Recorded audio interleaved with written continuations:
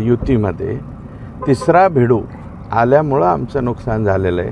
असा झाला त्याची आम्ही रीतसर चौकशी करू, आमचं आम्हाला माहिती आहे, परंतु तुम्ही सांगण्याची आवश्यकता नाही.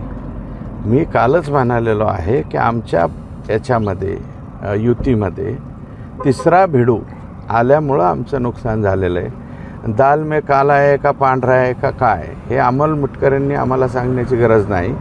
आमचा पक्ष पंकजाताई आम्हाला माहिती आणि जनतेला सुद्धा माहिती आहे की कुणी काय केलेलं आहे, कुणी काय नाही केलं. आमचं आम्ही केलं आहे. तिसरा भिडू येण्याचा कसा नेमका फटका बसलाय?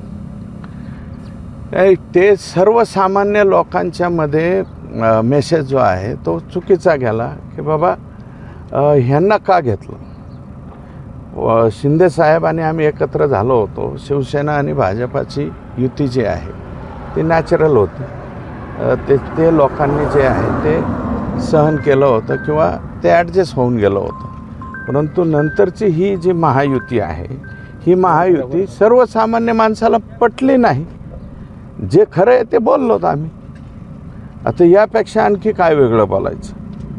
आणि हे जे खरं लोकांच्या मध्ये घडलेलं आहे ते खरं बोललं तर कोणाला जर वाईट वाटत असेल तर त्यांना वाईट वाटू द्या, आम्हाला त्याचं काही घेणं देणं नाही आहे. पण जी सर्वसामान्य माणसाच्या मनामधलं जे आहे मनातलं ते बोलणं हे आमचं काम आहे म्हणून आम्ही बोललो. विधानसभेत ही पुढे युती राहील असं वाटतंय तुम्हाला? मी एवढा वरिष्ठ नेता वगैरे नाही आहे. मी एक छोटा कार्यकर्ता आहे. युती राहील का महायुती नाही राहील याचा निर्णय जे आहे ते पक्षाचे वरिष्ठ नेते मंडळी घेतील.